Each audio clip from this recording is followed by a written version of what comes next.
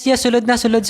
Ay, good morning, sir. Okay, good morning. Mayo, yung nakaabot ka, di pa-report ka ni Kap Dudong. Ay, yes, sir. Pa-report ako, sir, kapon sa hapon. Okay, bali, based on our records here, ma'am, no, wait lang ha.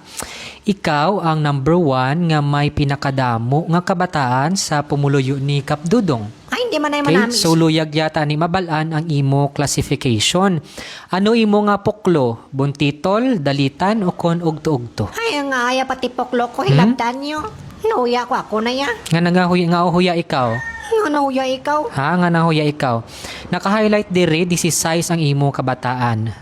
15 ang undergraduate and still unemployed. Kagang isa, ginpabayluhan mo kalendaryo sa incheck. Ote, ano man yung labot nyo? That's horrible, ha? Hindi na siya makatawo, ma'am. Horrible. So, waay kita may mahimo, need mo gid magpirma sa waiver, no? Nga nagapahanugot ikaw nga tayon taanay imo pokik, Ay! temporary, up until sa tuig 2028 election. Ay nga, tayo niya pokek nyo. Way man ka mo ginaano sa pokek ko nga ni. Pili ka lang sang materyales, ma'am, nga gamiton ta sa pagtahi, hilo 20, nylon o kon abaka. Ay, kung mayo ulo nyo, inyo pokek nyo tayo. Pili ka lang dira. So hindi mo kami mabasol, ma'am, kay last year no nag-remind na si Kap Dudo nga hagan-haganon lang anay ang pagpamata, no. Ilabi na kung less fortunate kita kaga may mga financial distress sa kabuhi, no. This is a friendly reminder.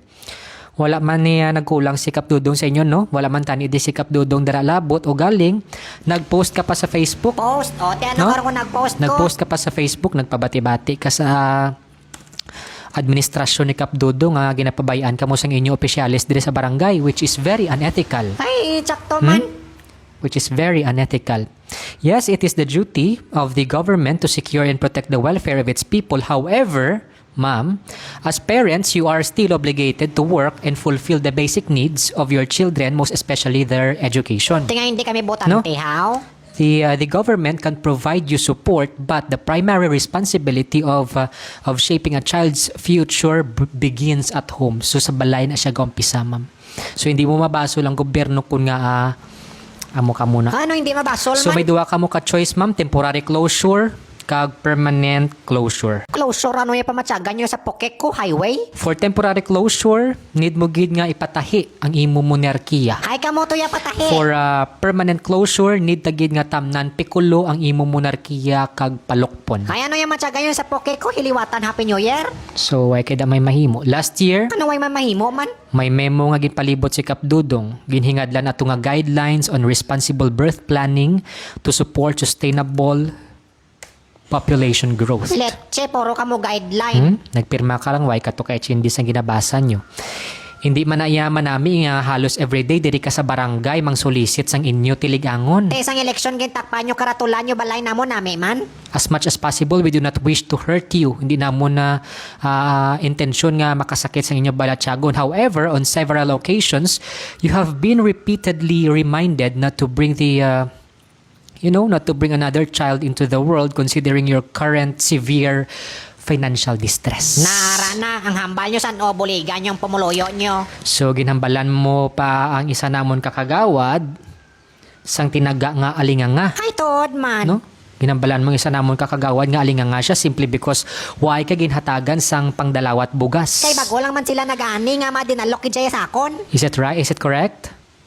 Is it true? True mo The mukha role of mo. a public official is to implement policies and programs that safeguard public welfare, not to assume responsibility for the day-to-day sustenance of the individuals. No?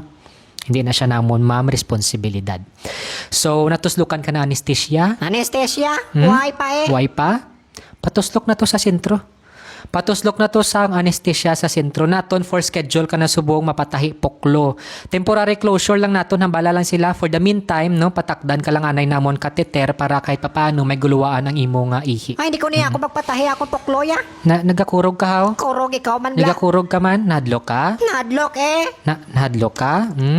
Nahadlok ka sa dagom.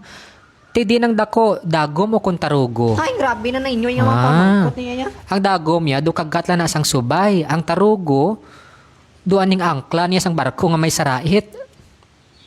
Nugay, ikaw da kayo humyoho mo sir ha, da pala nakron. Ari ang referral, ma'am. Gadto ka lang kay Jennifer. No, balon mo lang nga temporary closure patay kasi imo pokek. No? Hari may pirma na ni Kap Dudong. Ay, hindi ko ako nagpatahi, Kuha sir. na, patahin na to. Ay. Isa. O patahin na to. 2028 kakson man nagyapon na mo nang tayo mag-eleksyon.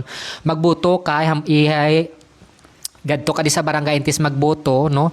Hambalon mo nga mapakakaskas ang imo tinahi. Ano na lang ni hampangan sang bana ko ay. Sige na ahatag na to kay Jennifer na to na patahi ka puklo. Ay, nauya ko ya, sir. Ha? Hindi na mo yoya, patahi na to puklo mo. Sige na. Dasig lang na, 5 minutes na lang pagtahi. May mas dasig pag nga procedure, stapler na lang gamito na mo. Stapler, pwede man, sir. Stapler gusto mo, okay. Gadto ka kay Jennifer, ngayon ka to ani anesthesia, 3 ka litro, no? Para wala sakit. Okay na na.